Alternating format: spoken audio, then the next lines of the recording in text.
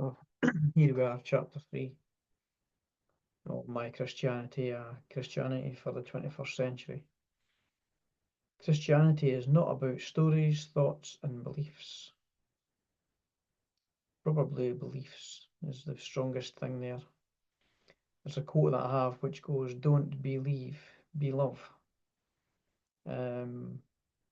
And that speaks quite strongly to how we get caught in our head and run by the tree of knowledge instead of taking our attention to our hearts and coming from there. And yeah, I'll get that wrong 100 times a day, as most of us will. Several months ago, I found myself chatting with a teenage boy. So this was when I was doing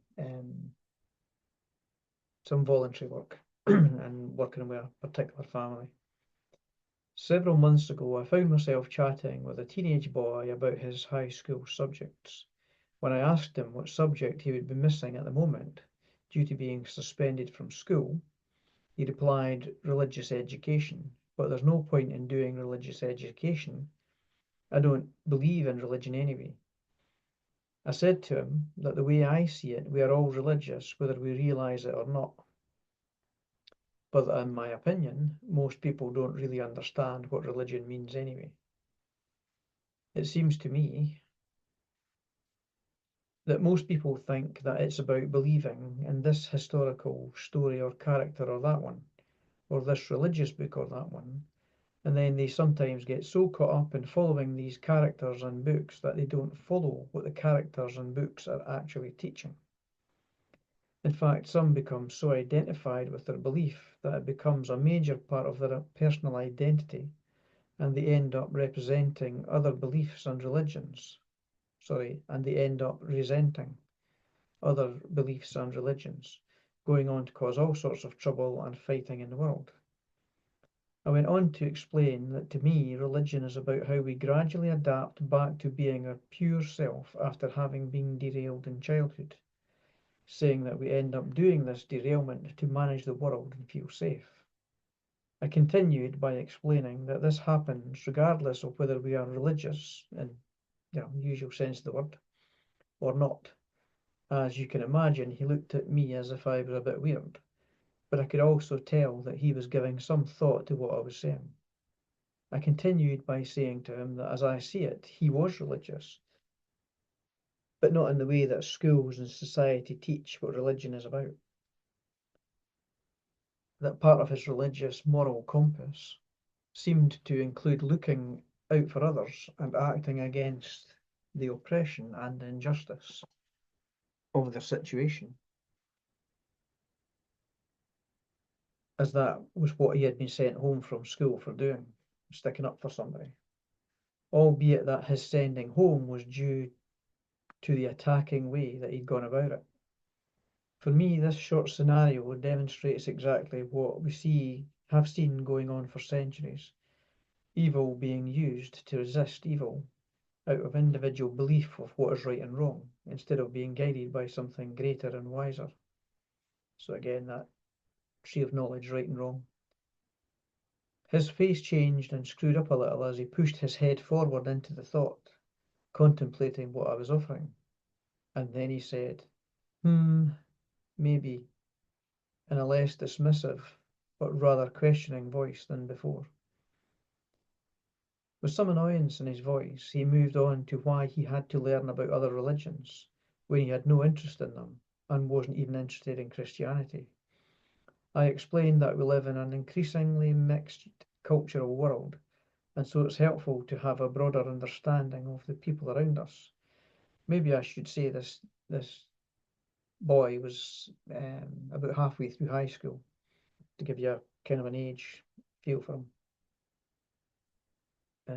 I explained that we live in an increasingly mixed cultural world, and so it's helpful to have a broader understanding of the people around us, explaining that it's helpful to understand why people of certain religions behave the way that they do, and how their behavior is always being influenced by their upbringing and cultural beliefs. He seemed less interested or convinced by this offering, and I sensed that he was subconsciously more interested in trying to understand himself first, as well as understand why he had been banished from school for standing up for someone. I could suddenly see my own resentful teenager in him. The thing that I find concerning about this is that even in 2017, we have teachers, social workers, lawyers, police, etc., all people whose job it is to serve society, still not understanding what religion really is, how it works, and how it serves us when we understand and follow it. As I see it, they've been conditioned to believe that it's about this which historical figure and story to believe, when to me it's a word that describes what happens as we progress through life. We are religious beings because we become derailed from being our pure selves, and then realign again as we feel more secure in life. Some people use this or that institution or formal religion to help with that, whilst others don't.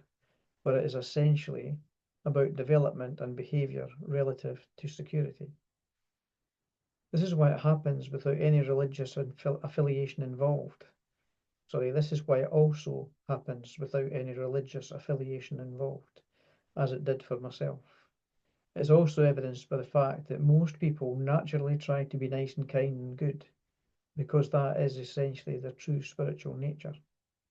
Yet these people that are employed in all of these industries still teach away, caught up in functioning out of an old and infantile understanding of what religion is. I do, however, understand that unless someone sees something different outside of that paradigm and mindset, then they will simply carry on teaching what they believe and what they were taught themselves, as well as their conditioning, etc. Anyway, as that is what has always been and all that can be seen from where they are functioning. So what is it that I seem to be proposing here that is different to the mainstream understanding of what religion is? Well, as I have said in book 1, I see religion as being about living within the tensions of self-survival and self-fulfillment.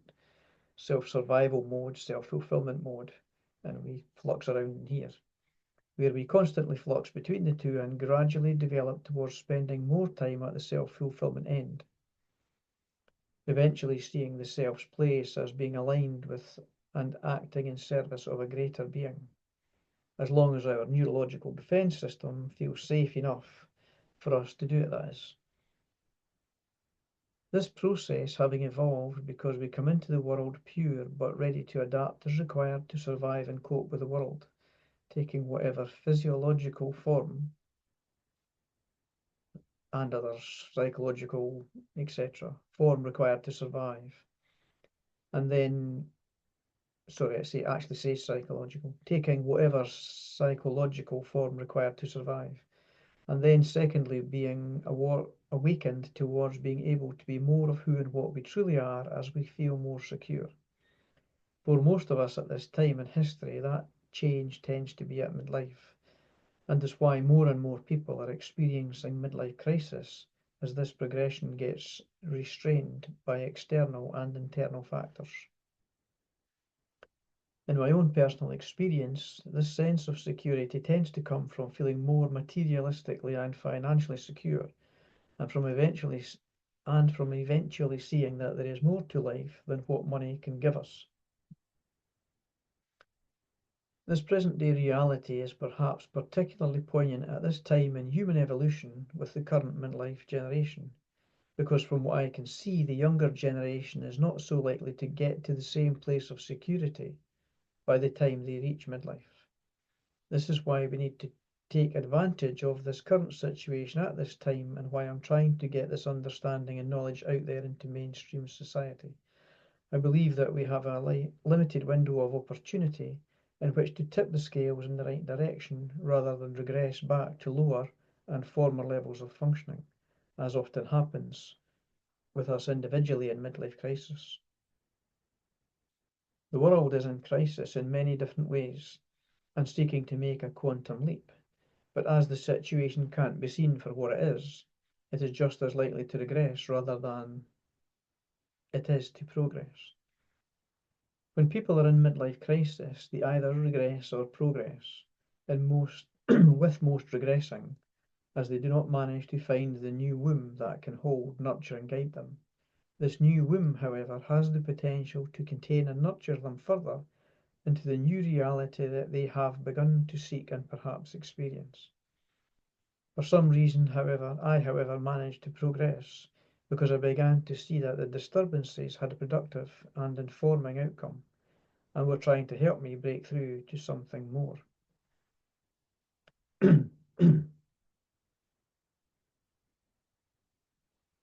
In my opinion, many of the leaders in our world are not the ones that are best suited to be leading, and probably got to the top out of their own unresolved pathological issues. And more obviously. From what I can see, our leadership is mostly coming from an egoic level of functioning, rather than from a more transcendent level of functioning. As I see it, most of it is nation-centric and sometimes has an us against them mentality. Even when unions are formed, I sense that whilst they are partly formed out of a genuine altruistic place, they are also formed out of a subconscious self-centered place. If we make life better for them, then it will ultimately serve us too. And we can also feel good about helping these other people. Also, in my opinion, this is the state of the world due to what I would call the lack of an authentic connection to a superimago or superior guidance. This holistic guidance is always available and trying to help us, but we have become so identified in ourselves that we don't even realize that it's there. This is a situation that has left us narcissistically trying to do it all ourselves because we have lost and rejected our connection to Source. As I see it, many people have wisely stopped believing in a tainted and egoically functioning Christianity, but haven't yet managed to find the pure one that exists within it, just as with the ego and the self, respectively. But given the situation that we are in, we desperately need to find that pure one and discover how to work with it.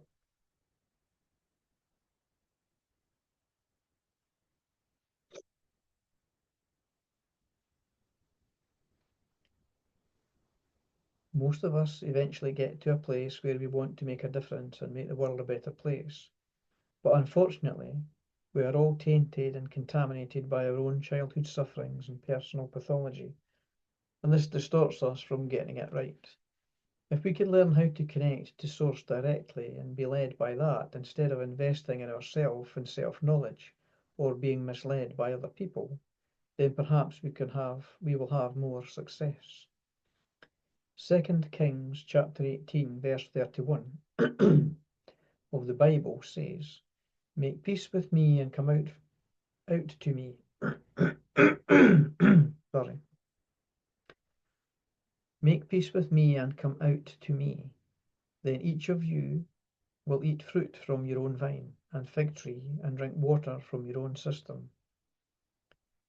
So you'll be able to self-confide.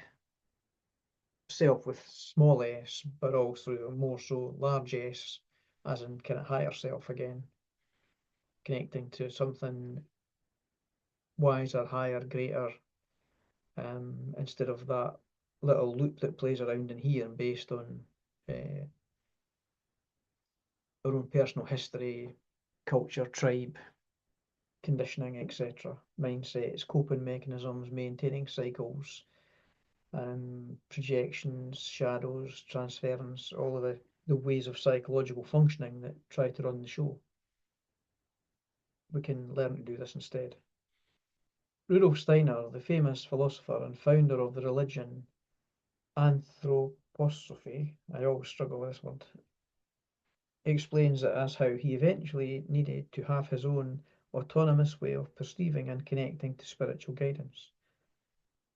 Anthroposophy is the philosophy founded by Rudolf Steiner that postulates the existence of an objective, intellectually comprehensible spiritual world, accessible to human experience through inner development. And that was from Wikipedia.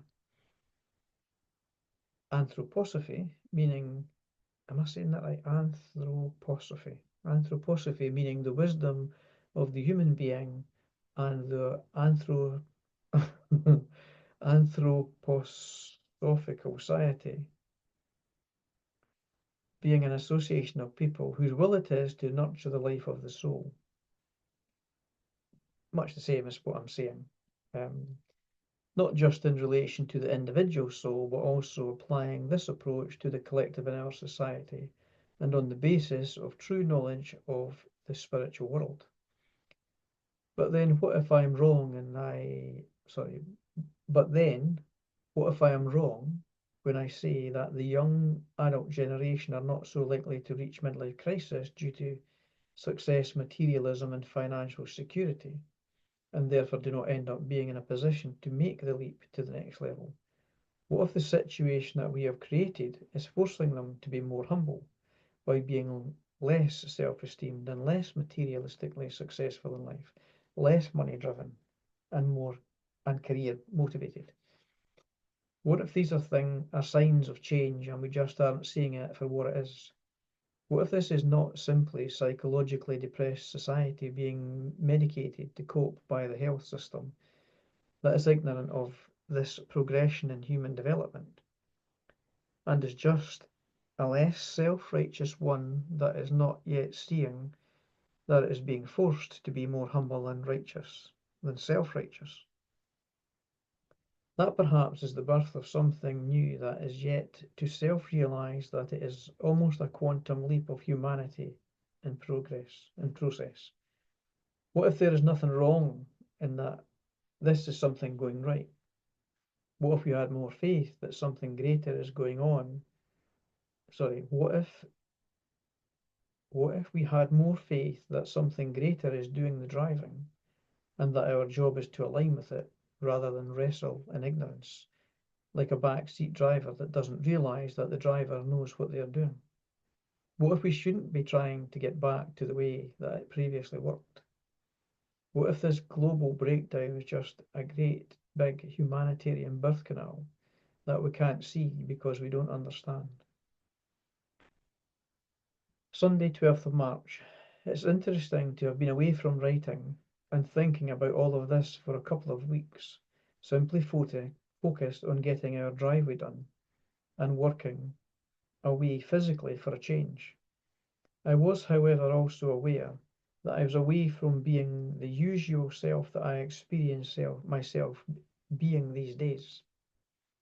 Within this, I was observing how life feels similar to how it used to feel to me before I was more awake to life and myself. In returning to self-conscious awareness and presence, however, I was wondering how this could be serving me and why the Holy Spirit has me having this experience at this time. The conclusion that I came to is that this allowed me to re-identify with those that are not awake and are not switched on to what is going on from a spiritual or human development context. Those who are completely focused on what preoccupies them on a daily basis and nothing larger. Everyday people going to work each day and dealing with the everyday affairs of the world and work and kids, etc. People simply focused on getting through the day without any more difficulty than necessary, just as I used to do myself. This then reminds me of what it feels like to be living from that place and how far off or even far-fetched anything religious or spiritual seems to be. It doesn't seem relevant to the me that function at that level, because it doesn't come into my life, and I don't have time to go looking for anything extra to burden myself with. At the end of the day, I just want to switch off and rest, not go looking for anything that requires any effort. And strangely enough, that spiritual dimension doesn't seem to come looking for me or disturb me. These are all realizations that I hadn't been aware of before slipping back into the old me that worked all day as a joiner, very preoccupied with the matter at hand and seeing life only from the paradigm that I was caught in, only dealing with whatever needed to be done to satisfy the client that I was employed by at the time. Thankfully, I seem to be learning something greater from getting my driveway outside. I suppose this helps me For when I get caught up in not understanding why others are not as interested in the spiritual or religious side of life as I am myself these days. And perhaps that can help me to sympathize with the fact that if it's not disturbing them, then people are not going to feel the need to go digging there, just as I didn't myself. They are already full up with whatever is going on in their lives, and this will just seem like unnecessary nonsense. So why would you change your ways and give up? Sorry. So why would you change your ways and give what I am offering a try? Especially if you've already decided that it's not for you based on what you have seen and heard and the trouble that you see religion causing in the world. This is exactly the place that I used to argue from almost every day with two Christian employees that worked for me. Or perhaps you are against Christianity because of what it looked like in your childhood, and so now you want nothing to do with it, as is the case for many others. How will you be able to discern if it works any better than what you are doing at present? What difference will there be in your life?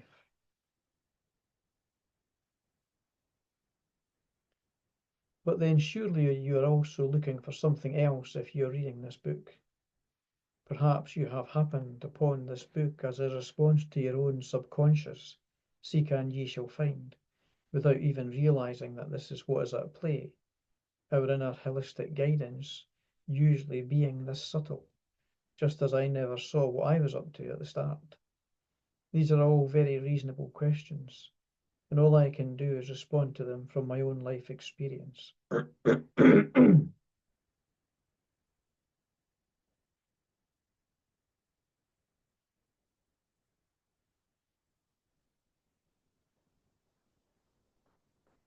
Firstly, I would like to start by saying that I'm not trying to convince anyone to buy into Christianity, the Christianity that they have already rejected.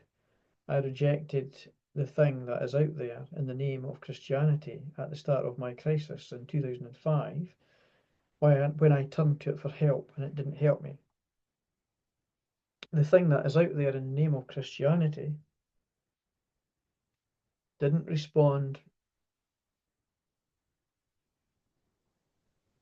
The thing that is out there in the name of Christianity didn't respond my desperation and fear.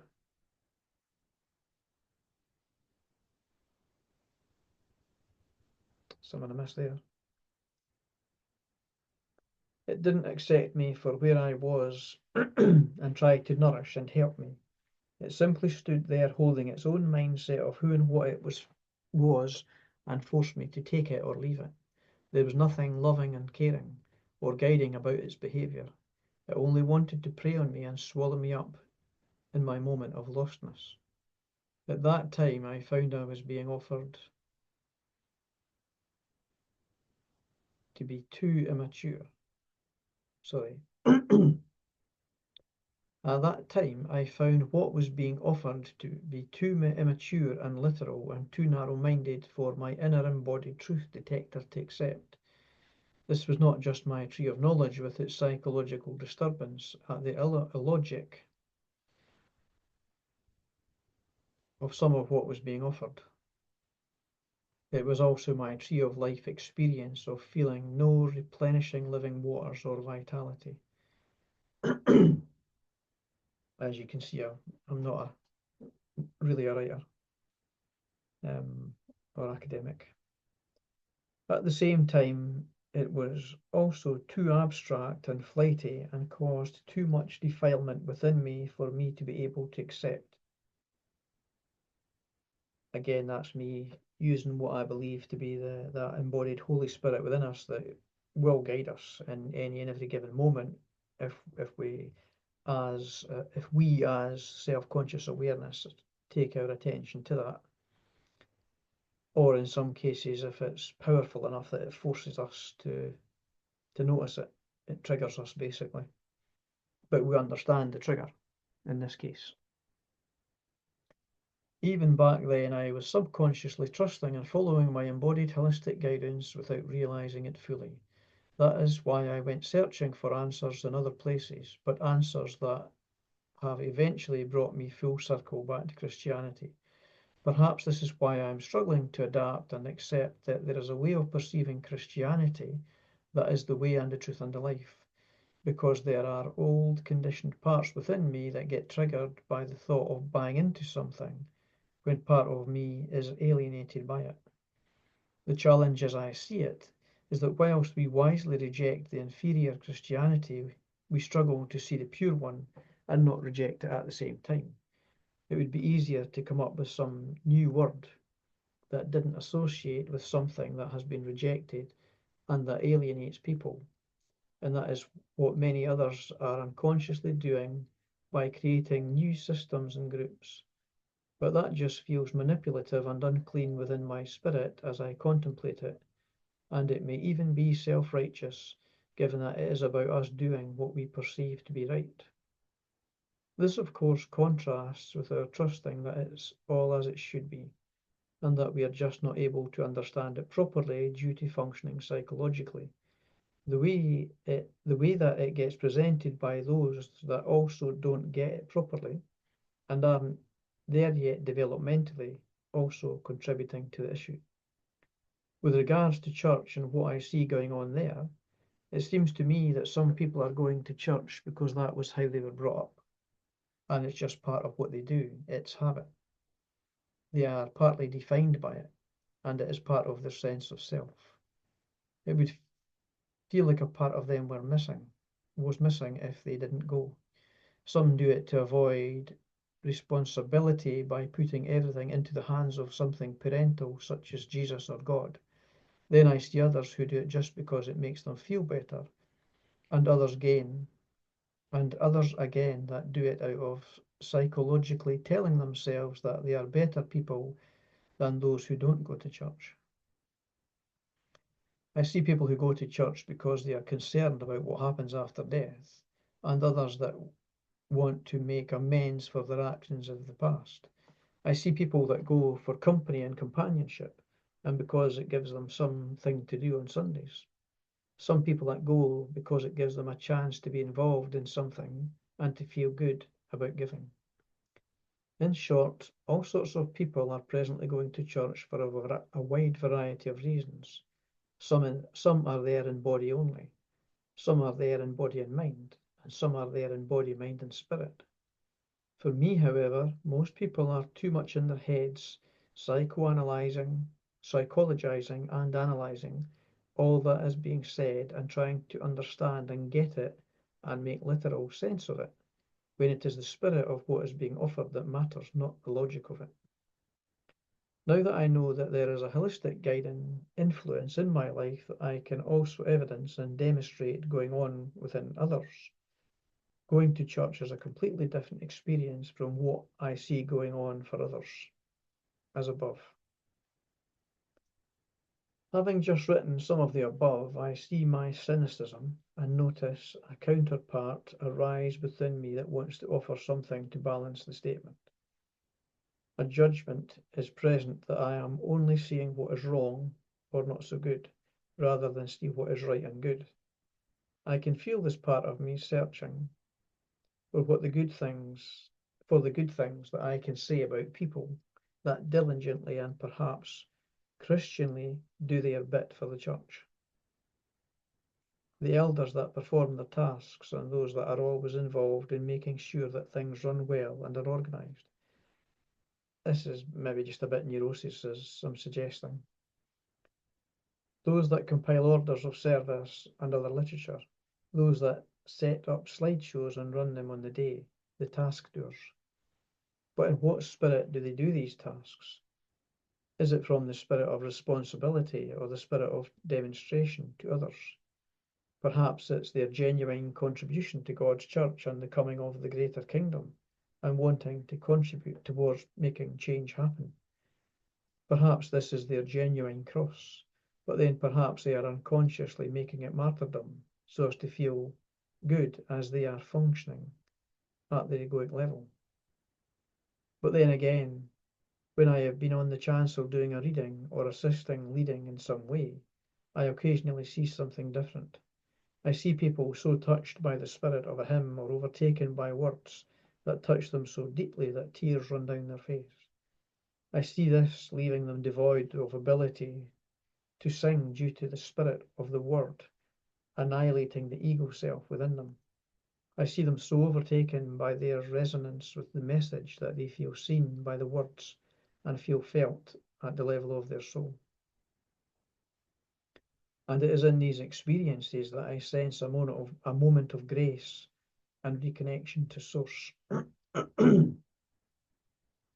being held in the spirit of God's grace, as it cellularly and chemically affects who they are being in that moment.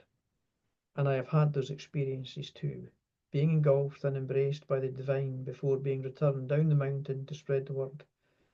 But this spreading of the word and impartation of experience is where we struggle as we get overtaken by the disconnect and numbness that is rife in our mainstream society.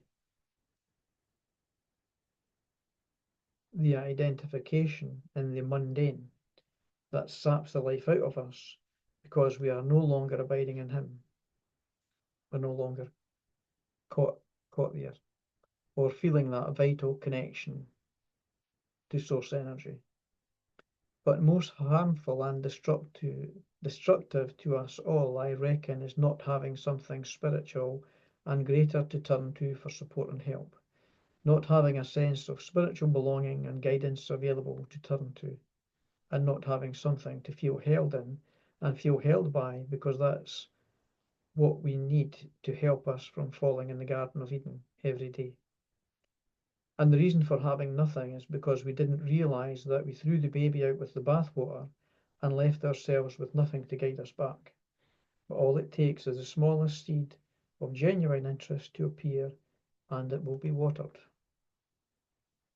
So that takes us into chapter 4, which I may read today as well. I'm looking forward to chapter 4. Chapter 4 is our behaviour is more Christian than we realise. Very interesting chapter.